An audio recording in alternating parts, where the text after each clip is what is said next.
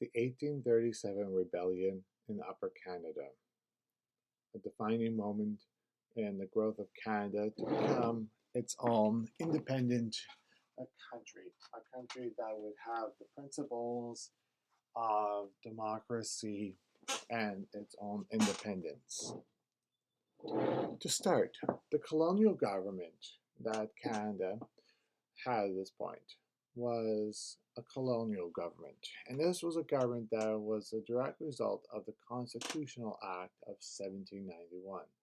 In that piece of law, it created Upper and Lower Canada. These were two different territories, colonies, in fact, that were created along the Great Lakes and the St. Lawrence River. And that was because of the American independence. One colony, Upper Canada, was English, which is nowadays Ontario, and Lower Canada was French or Quebec. But with the colonial government that each one of these colonies had, it was a representative government, not a responsible government. The government just represented the people, but it was not accountable to the people. There was no form of accountability, such as an election. Though it's not really important to need to write this down, this graph shows what the colonial government was like. At the bottom, we have the people and assembly. That was where the only type of democracy would happen. Past that, with the governors and the other sets of councils, there was no form of electoral accountability. The crown appointed the governor general of the colony and the lieutenant governors to appoint their own councils. These could reject bills or ideas that were passed by the assembly, the only elected body. And these executives controlled the land sales, revenues, customs, and other important duties of the public office. And these councils were only responsible to the lieutenant governor, who was accountable to the governor general, who was only accountable to the politicians back in London, England. It was not a government for the people. In the rebellion, there was essentially two sides. One side was the family compact, or Tories. Tory is in fact an old Irish word that means bandit. But the Tories, or family compact, were wealthy landowners, merchants, and clergymen from the Church of England. They were essentially the wealthy elite who had a very enjoyable and comfortable life in Upper Canada. The other side of the rebellion were the reformers, and the reformers were settlers, professional tradesmen, and other shopkeepers. These were people who wanted to make the change in the government. These were essentially everyone else in in the colony that was not part of the privileged few in the council. Additionally, the reformers believed that the family compact was only interested in the business aspects of the colony to make money for themselves and for the motherland of Great Britain. The reformers wanted a responsible government to look so they can look after themselves. The main spokesperson for the reformers was William Lyon Mackenzie. William Lyon Mackenzie moved from Queenston to a muddy little town called York. You might have heard of it. It's called Toronto today. But he published a radical newspaper called the Colonial Advocate, and this is where he openly criticized and attacked the Tories or the family compact there. He would well, publicize their earnings, their activities. He just was constantly, well, essentially harassing the family compact.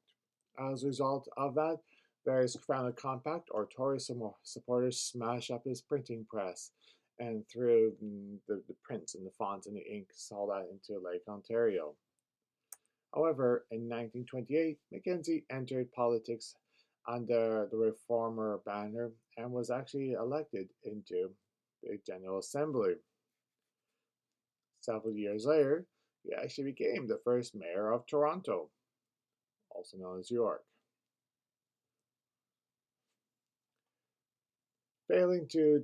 Falling out of disfavor, Mackenzie attempted to regain support in the churches and began making a list of grievances.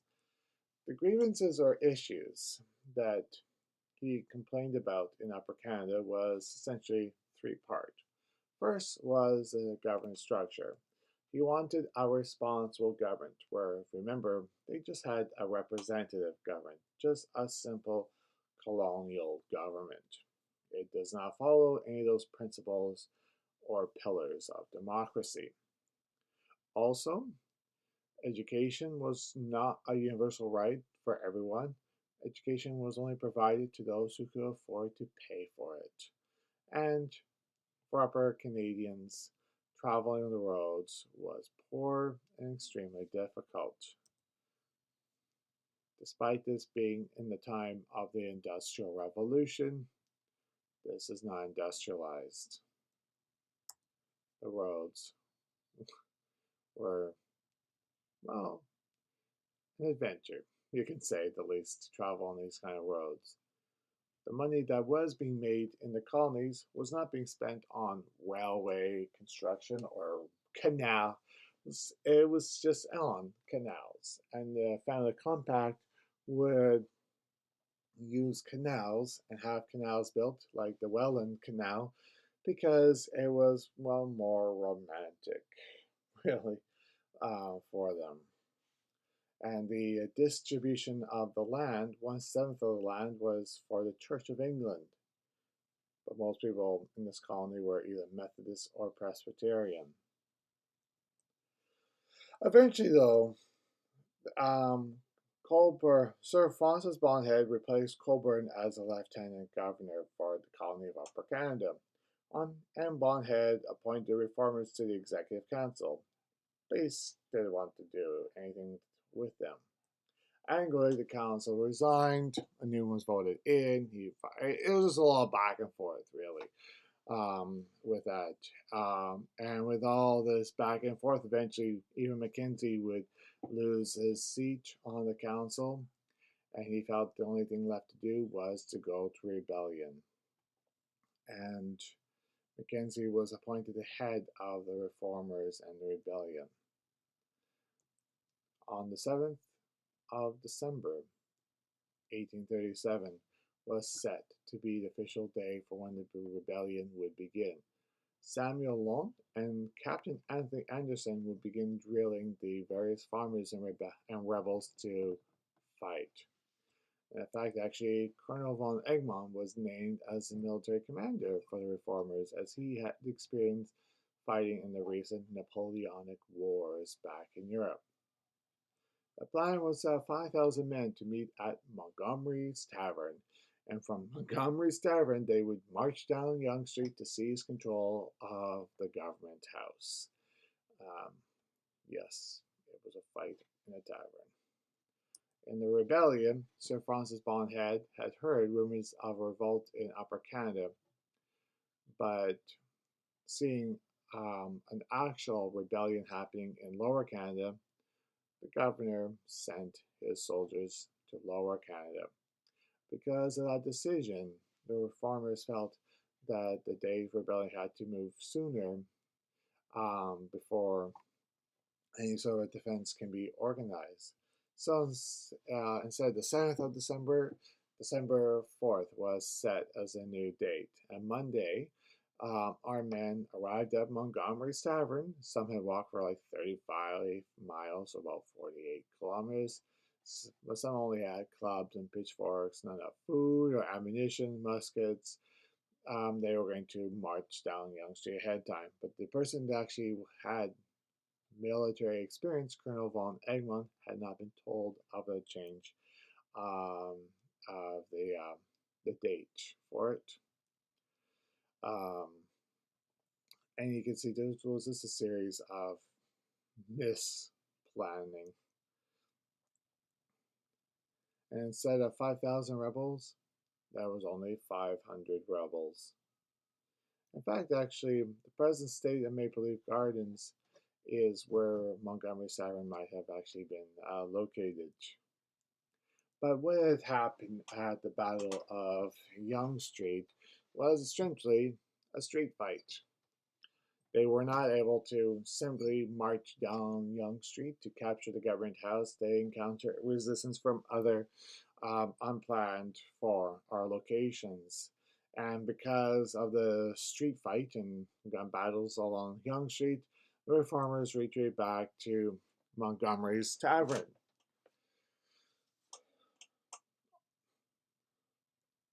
After that, the only event that happened the next day was Mackenzie hauled up in a coach.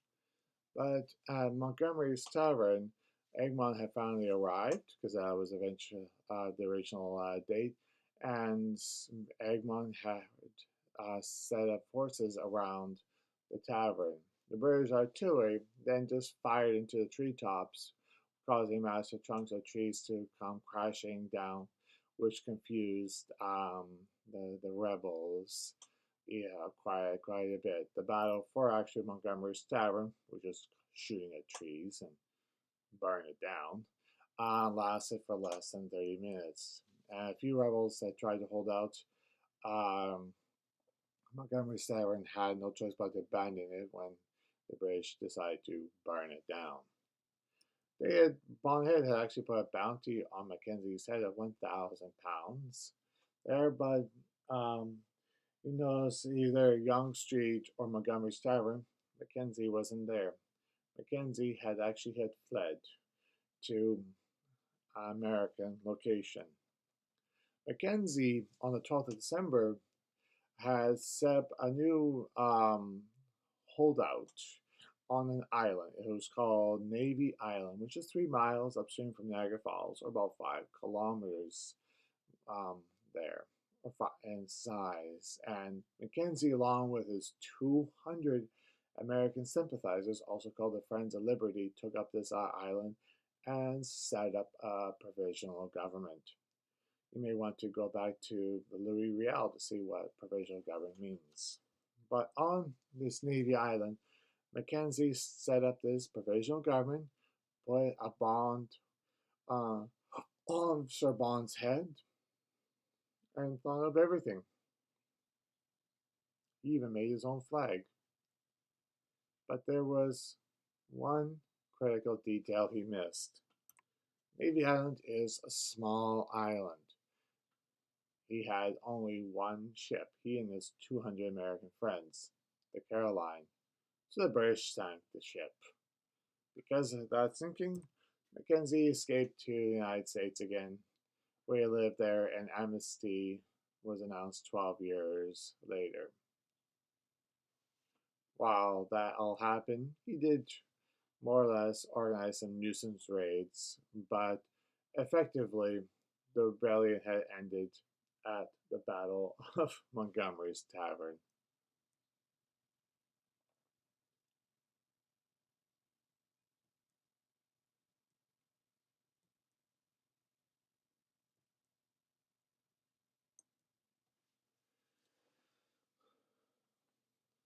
The concluding of this rebellion convinced Great Britain because of what Lord Durham had reported. In Lord Durham's report, he stated that the rebellions happened because of the French, and he recommended that the colonies of Upper and Lower Canada should be made into one and be called the Province of Canada. And that is the Act of Union of 1840. The Province of Canada And in the province of Canada, as you see on this map, the United States exists. They were given a responsible government. Population that would elect the assembly, the leader of the party that wins the election be prime minister. The prime minister will have a cabinet and council. The cabinet and the prime minister are responsible, elected assembly. And if the prime minister or cabinet ever put forth a legislation failed to get approval, the assembly falls. So the rebellions did ultimately lead to a responsible and a representative government. But in a big picture point of view, what mattered the most was because these rebellions, a political deadlock was created between the French and English in the province of Canada, and that would ultimately lead to the creation of Canada or Confederation.